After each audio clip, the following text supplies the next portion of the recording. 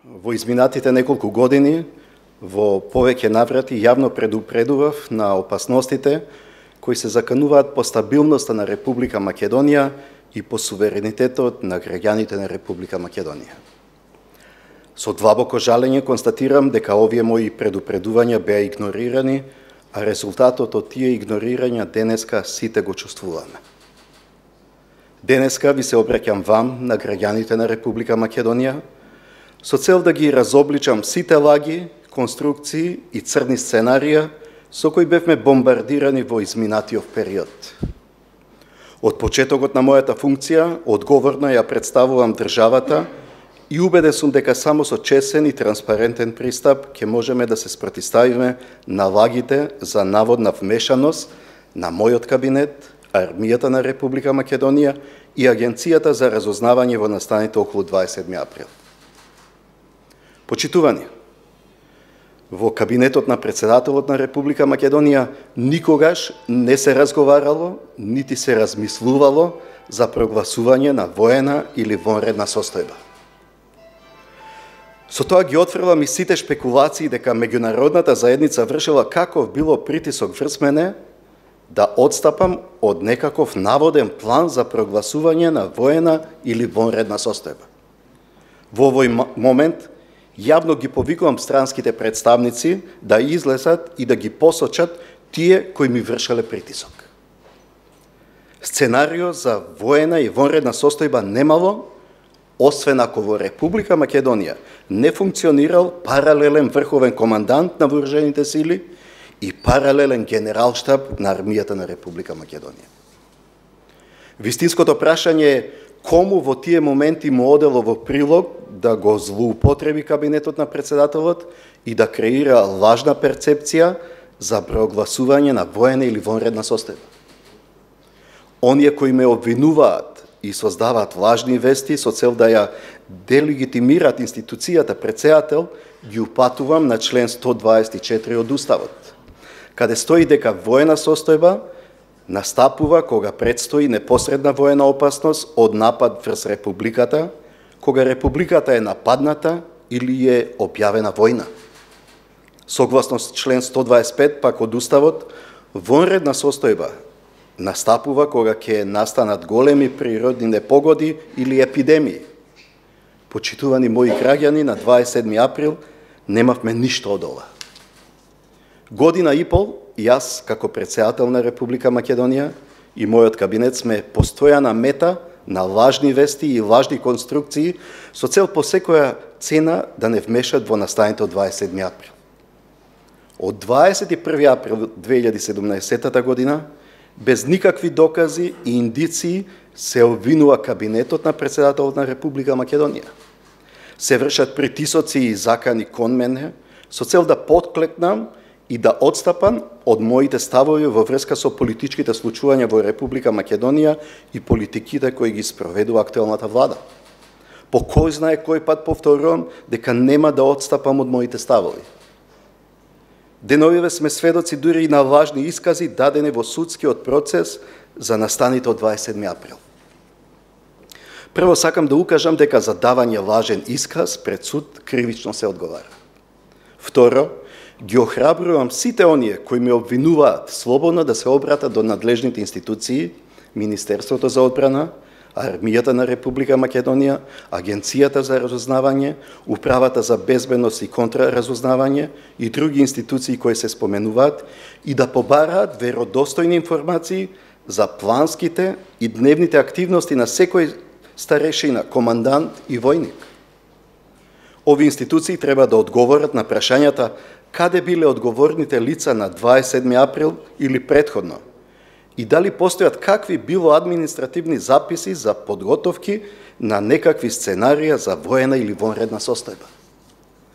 Сакам да подсетам дека во врска со настаните од 27 април, кабинетот на председателот и Агенцијата за разузнавање ги доставија сите извештаи до основното јавно обвинителство. Почитувани граѓани, уште еднаш подсетувам дека мојот кабинет во безброј наврати ги демантираше лажните вести со кои во континуитет се гради негативна перцепција за нас. Сметам дека еднаш за секојаш мора да се стави крај на ваквите небулозни шпекулации. Од сето она што во изминатиот период пишуваат дел од медиумите, ништо не излезе дека е вистина. Ниту чаршиските муабити дека го подготвуваме јасен за засолнување во случај на воена состојба, ниту тврдењата дека мојот кабинет дал дозвола за влез на странски разузнавач во собранието на 27 април. Она што намерно или ненамерно се избегнува, а граѓаните треба да го знаат, е дека јасен е јавно предпријатие и е под надлежност на владата.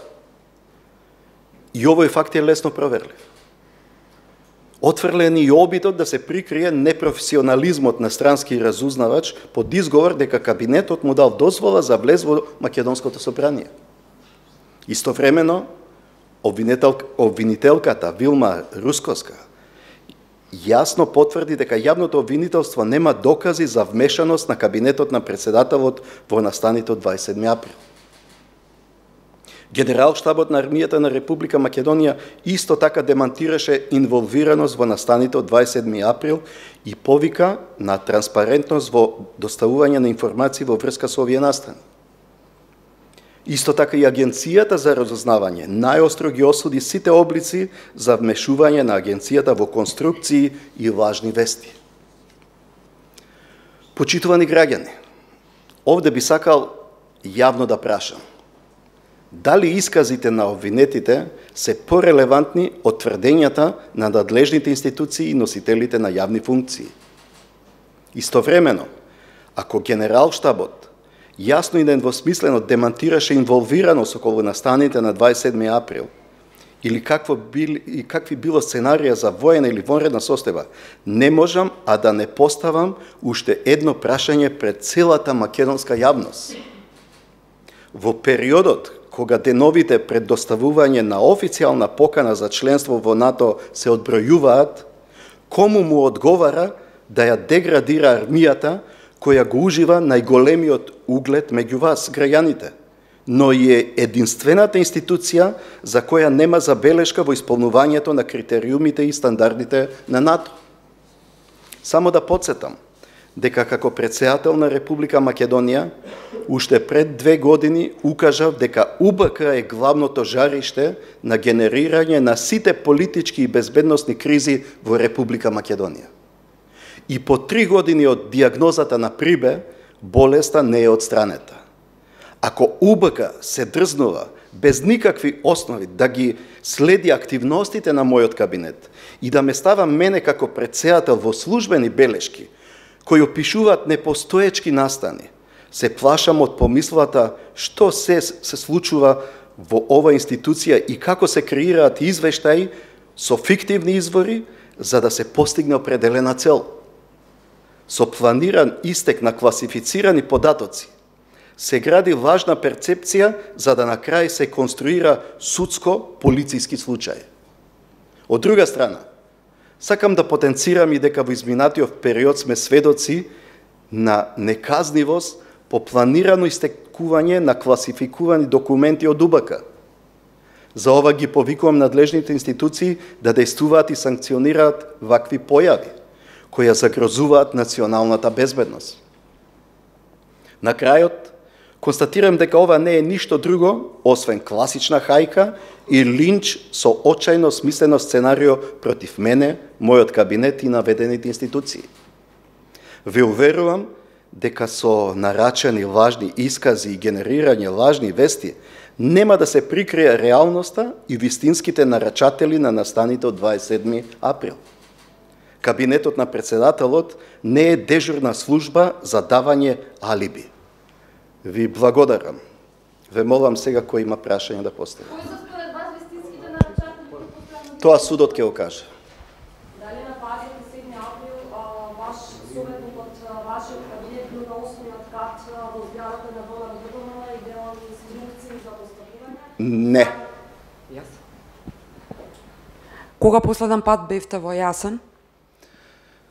Мислам во првиот мандат кога беше уште генерал Мирослав Стојановски. И еднаш со семејството пред 5-6 години, не знам точно.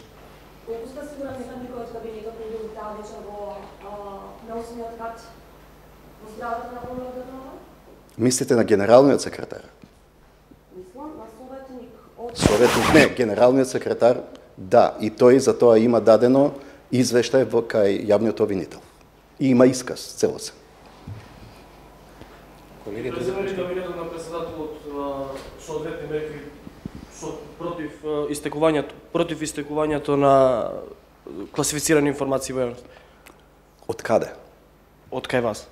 Од кај нас не истекле класифицирани информации. Не мислам од кај вас, дали ќе има некаква реакција. Имаме ние или постојано и повикуваме дека е казниво истекувањето на класифицирани информации. Ние имавме во медиуми објавување на државни тајни. Кој дозволил државна тајна да излезе од УБК? Меѓутоа јавниот обвинител не покренува никакви обвиненија, никаква истрага. Тоа е прашање до нив. Зошто чекавте до 22 часот да се вратите на 27 април и дали имавте контакти со некој од институциите, со министерот за внатрешни или со било кој? Целиот ден бев со мојот кабинет и вечерта дома на телевизија кога го видовме настанот, побарав од мојот генерален секретар да го свика кабинетот и тука бевме до речиси до после полноќ. Ги следевме ситуациите целосно преку телевизија и во тие моменти се подготвувавме како да ја смириме нацијата, како да која порака да ја пратиме да ги смириме тензиите, бидејќи состојбата можеше да излезе од контрола. Дали контактиравте со некој, со министерот за внатрешни, со премиерот, со било кој? Со никој. Се плашите од импичмент? Не. Ги охрабрувам да покренат кога сакат. Други прашања? Дали имаме дополнителни прашања? Во јавноста дел од медиумите шпекулираат дека се подготвува ваше апсење од страна на актуелната власт. Имате ли коментар околу врска со тоа? Можат се да направат. Кога видовме што се случува во овој период кога се на власт, човек не треба ништо да го изненадува, но постојат институции во државата. Уште едно прашање, председателе. Вчера премиерот на Грција, господинот Ципрас, најави дека ќе бараат амандман во Обединети нации со кој што ќе се дефинира македонскиот јазик како посебен јазик, не јазик на македонскиот народ, туку не знам каква веќе Па еве ви го одговорот кога цело време премиерот тврди дека ни бил признат јазикот. Ви изјава и самите вие потврдувате докаде е признавањето на македонскиот јазик од страна на Грција. Инаку тој јазик, знаете, во официјалниот регистар на Обединети нации никој не го оспорил до сега, сите го користат како македонски јазик. Како коментирате действото на предишниот премиер Никола Груевски? Има надлежни институции, треба да се кажат. Кој е вашиот став? Не е прв, веќе трети он како избега од државата. Како вие го коментирате лично Никола Груевски? Немам коментар. Уште едно прашање околу настаните за 27. Имате ли информација или кажете споменатите во сведочењето ваши советници Јосифовски, Алексовски, каде беа вечерта на 27 април? Мојот советник за национална безбедност Алексовски беше упатен на службен пат и требаше да стигне во Вашингтон. Кога се случи настанот, го барав подхитно да се врати и го симнав речиси од аеродром од Истанбул, бидејќи тргна со автомобил за Истанбул, и го вратив да дојди, тој некаде после полноќ, околу 1 часот, пристигна. Така што тој сите извештаи што ги има доставено до обвинителството, но и мојот советник на секој 6 месеци подлежен на полиграф. Ја би сакал и другите советници, како мојот советник за национална безбедност, секој 6 месеци да одат на полиграф и таму да докажат дека тоа што го работат на вистина не се коси ни со закон, ни со правила на служба. А Јосифовски? Јосифовски го побарав да дојде и да го свика кабинетот. Кога ги видовме настаните на телевизија. А каде бил во меѓувреме? Сега видам дека тој бил во партијата. Го добивте вашиот одговор? Председател, уште едно прашање само од оваа гледна точка, од оваа временска дистанца. Се каете ли можеби што му дадовте, што ги прифативте гаранциите на Заев и му го дадовте мандатот? Не се каам, гаранциите ги активирав за законот за јазици и за договорот со Грција. Тој активира гаранциите, затоа се активира.